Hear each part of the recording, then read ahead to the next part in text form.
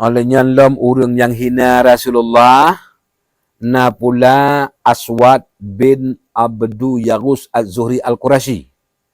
Jihnya daripada kalangan Bani Zahrah, iaitu saudara belah mak Rasulullah. Apabila jikalan sahabat Nabi kata menaikkan, telah datang kepada kalian raja-raja besar.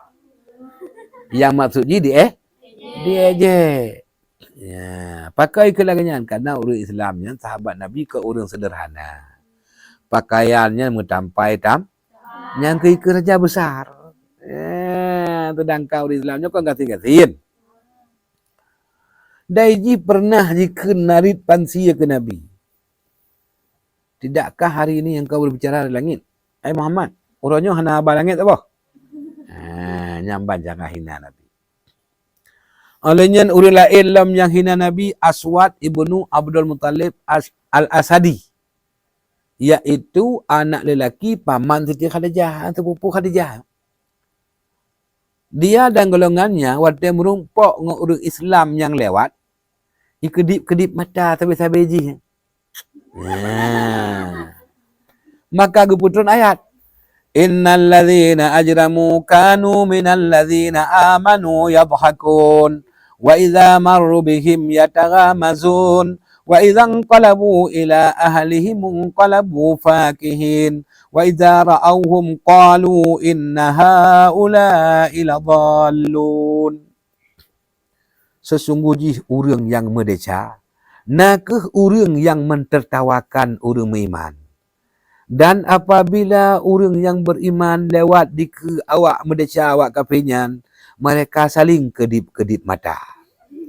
Apabila orang yang pupuk desanya kadiwa kepada kaum ji, mereka kembali bergembira.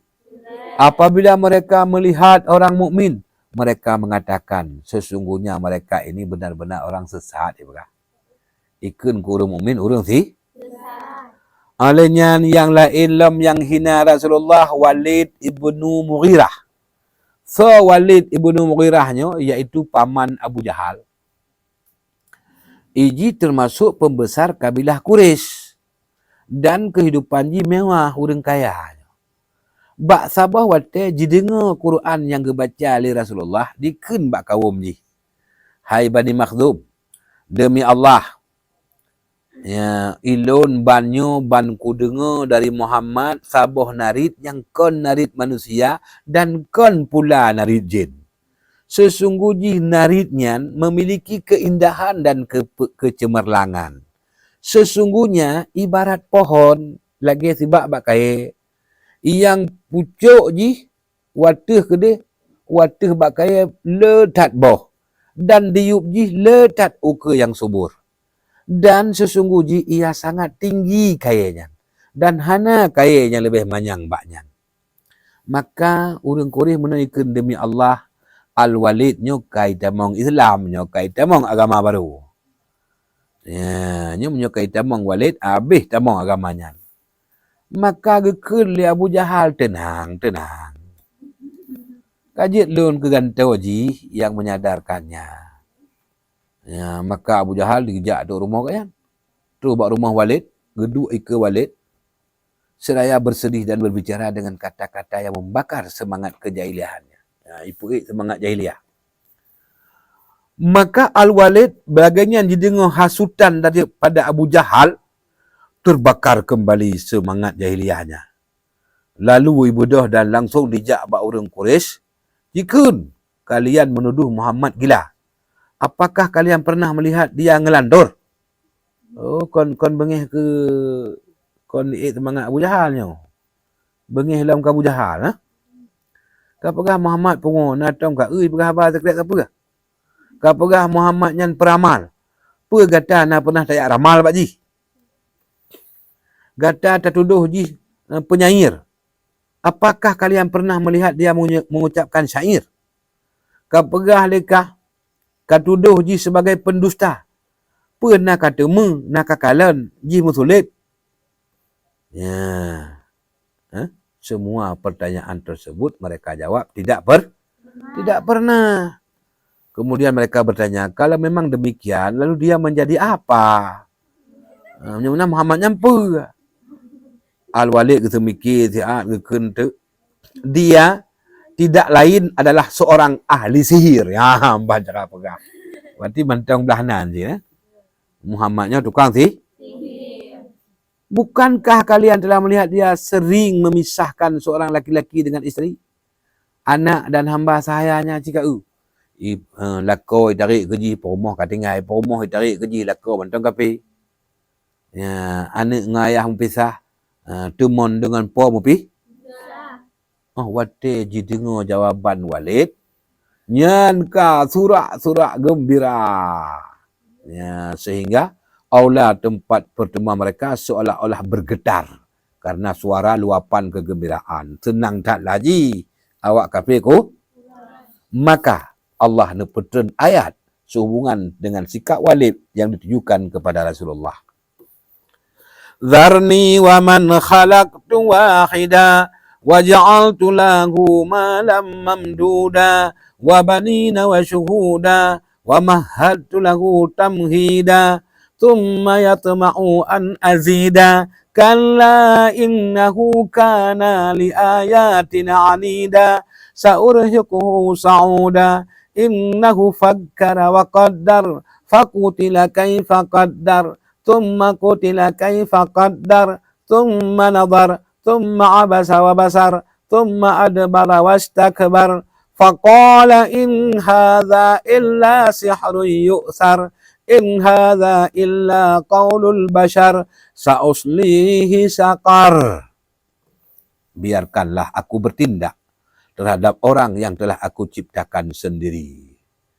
Dikali Allah ke makhluk lo je buat lo mentong bek buat awakah. Dan aku jadikan baginya harta benda yang banyak dan anak-anak yang selalu bersama dia. Dan kulapangkan baginya rezeki dan kekuasaan dengan selapang-lapangnya. Kemudian dia ingin sekali supaya aku menambahnya. Sekali-kali tidak kepada Allah. Han kutamah karena sesungguhnya dia menentang ayat-ayat Al-Qur'an. Aku akan membebaninya mendaki pendakian yang memayahkan. Ya, aku pergi juga baik juga cok deh. Bamanya ngaju kau rodek. Sesungguhnya dia telah memikirkan dan menetapkan. Maka celakalah dia. Bagaimanakah dia menetapkan, kemudian dia memikirkan. Sesudah itu dia bermasam muka dan merenggut. Kemudian dia berpaling dari kebenaran dan menyombongkan diri. Lalu dia berkata, Al-Quran ini tidak lain hanyalah sihir yang dipelajari dari orang-orang dahulunya ikelawaknya. Ini tidak lain adalah karena perkataan, ini hanyalah perkataan manusia. Ya, aku akan memasukkan dia ke dalam neraka, ke Allah. Pegah haju tengok aku culok dalam neraka. Ayat lain menukun wala tuti'a kulla halafim mahin hammazim masya'im binamim manna'in lil khairi mu'tadin athim utullim ba'da dhalika zanim an kana dha malin wa banin idza tusla alaihi ayatuna qala asatirul awwalin. Dan jangan kamu ikuti setiap orang yang banyak bersumpah lagi hina, yang banyak mencela dan kian kemari menghambur fitnah, yang banyak menghalangi perbuatan baik, yang melampaui batas lagi banyak dosa, yang kaku kasar. Selain itu yang terkenal kejahatannya karena dia mempunyai banyak harta dan anak. Apabila dibacakan kepadanya ayat-ayat kami, dia berkata, ini adalah dongeng-dongeng orang-orang dahulu kala. Kelak akan kami beri tanda dia dibelalainya kepada Allah. Jadi makna halafin, kaim tak bersumpah atau mudah tak bersum. Kami kira ayat ini cukup sebagai peringatan bagi orang yang sering mengucapkannya. Mahin artinya hina. Makna yang dimaksud dalam ayatnya nak orang yang suka berdusta, karena orang yang sering berdusta berarti menghina diri sendiri. Hammazin maknanya letak mencela lagi jahat. Masya'im binamim artinya mempunyai kebiasaan memindah-mindahkan perkataan. Jak meme haba dari manusia dengan tujuan untuk mengadu Untuk lain maknanya kaku lagi kasar. Zanim maknanya sangat tercela lagi terkenal kejahatan. Khurtum merupakan ungkapan kinayah, kata-kata kiasan tentang menghina atau merendahkan. Karena wajah atau muka merupakan anggota tubuh manusia yang paling terhormat. Sedangkan bagian muka yang paling mulia adalah hidung. Maka orang Arab selalu memakainya untuk menunjukkan ungkapan mengandung arti kebesaran. Seperti al-anafah yang artinya kebesaran jiwa. Memberi tanda tatu pada anggota yang paling terhormat menunjuk kepada pengertian menghina dan merendahkan. Orang lain yang menghina Rasulullah, An-Nadhar Ibnul Haris Al-Abdari dari kalangan Bani Abduddar. Dan Abduddar adalah anak Qusay. Apabila Rasulullah berada dalam suatu majlis dalam rangka dakwah dan berikan peringatan kepada mereka, kemudian apa yang dikemukakan itu kelihatan mengena di hati mereka, maka An-Nadhar bangkit dan berkata, "Hai orang Quraisy, kemarilah. Sesungguhnya aku lebih baik daripada dia dalam berbicara." Kemudian An-Nadhar mulai bercerita kepada mereka tentang kisah raja-raja Persia. Sedangkan An-Nadhar sebelumnya telah mengetahui apa yang telah dibicarakan oleh Rasulullah terhadap mereka. Lalu dia berkata menegaskan, dan lain pembicaraan Muhammad itu hanyalah dongeng-dongeng orang dahulu. Ya, jadi pegah, waktu dengar Nabi pegah cerita-cerita awal, dia pegah je, kena kajak, ilung pejuk ke pegah. Dia pegah Muhammad yang kon dongeng. Maka keputusan ayat. وَمِنَ النَّاسِ مَنْ يَشْتَرِي لَهْوَ الْحَدِيثِ لِيُضِلَّ عَنْ سَبِيلِ اللَّهِ بِغَيْرِ عِلْمٍ وَيَتَّخِذَهَا هُزُوًا أُولَئِكَ لَهُمْ عَذَابٌ مُهِينٌ وَإِذَا تُتْلَى عَلَيْهِ آيَاتُنَا وَلَّى مُسْتَكْبِرًا كَأَنْ لَمْ يَسْمَعْهَا كَأَنَّ فِي أُذُنَيْهِ وَقْرًا Fabashirhu bi'adzabin alim. Di antara manusia, orang yang mempergunakan perkataan yang tidak berguna untuk menyesatkan manusia dari jalan Allah tanpa pengetahuan dan menjadikan jalan Allah itu olok-olokan. Mereka itu akan memperoleh azab yang menghinakan. Dan apabila dibacakan kepadanya ayat-ayat kami, dia berpaling dengan menyombongkan diri, seolah-olah dia belum pernah mendengarnya. Seakan-akan ada sumbat di kedua telinganya. Maka beri kabar gembiralah dengan azab yang pedih. Pegah baji tengok na nurah. Orang yang kalih kepegah benar, nak ke orang yang kelak akan mendapat balasan azab. Lagi yang dipegah oleh Allah. Inna kafainakal mustahzi'in. Alladzina yaj'aluna ma'allahi ilahan akhar fasawfa ya'lamun. Sesungguhnya kami memelihara kamu daripada kejahatan orang yang memperolok-olokkan kamu, yaitu orang-orang yang menganggap adanya Tuhan yang lain di samping Allah. Maka mereka kelak akan mengetahui akibatnya. Allah telah menentukan ancaman melalui firman-Nya yang tadi, untuk diketahui bahawa ancamannya itu benar-benar terjadi, mengingat surat tersebut Makkiyah. Sedangkan kebiasaan mereka terjadi sudah hijrah. Di antara mereka ada yang mati terbunuh, yaitu lagi Abu Jahal, An-Nadhar bin Haris, Uqbah bin Abu Mu'ayyid. Nah, yang mati sebab musibah yang gejuk oleh Allah, berupa penyakit yang berat, sehingga mereka mati oleh mengalami penderitaan yang cukup berat. Mereka-mereka yang mati karena penyakit yang berat, sehingga mereka mati sesudah mengalami penderitaan yang hebat. Mereka yang mati karena penyakit adalah seperti Abu Labah Al-As Ibn Wa'il dan Al-Walid bin Mughirah yang mati karena sakit. Sebahagian perlakuan orang-orang Quraisy yang menyakitkan tersebut merupakan penyebab yang mendorong Hamzah anak Abdul Muttalib, iaitu paman Nabi tamu Islam.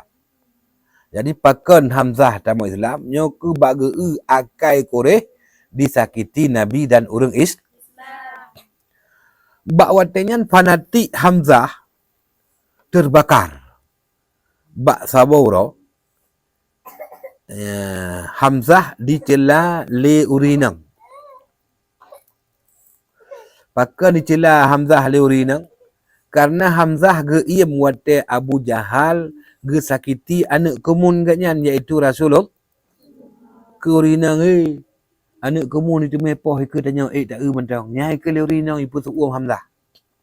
Kah? Maka Hamzah budoh jak Abu Jahal.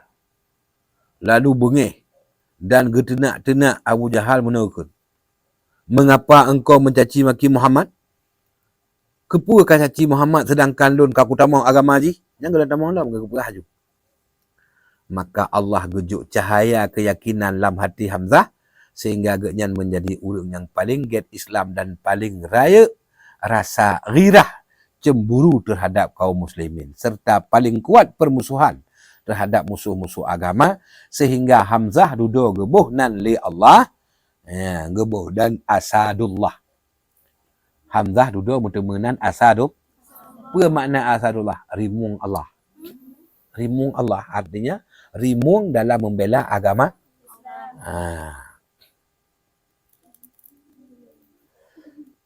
Sebagaimana Rasulullah gerimang perlakuan yang menyakitkan dari kaum genyan. Sahabat Nabi juga mendapat perlakuan yang sama karena mereka ikut Rasulullah. Terutama sekali sahabat yang hana keluarga, yang hana so bela watajipoh le musuh. Semua perlakuan yang menyakitkannya dianggap remeh oleh orang Islam. Karena menyadari bahawa sikap mereka itu rida Allah, keyakinan mereka terhadap Islam tetap kuat dan tidak goyah serta tidak terkena fitnah.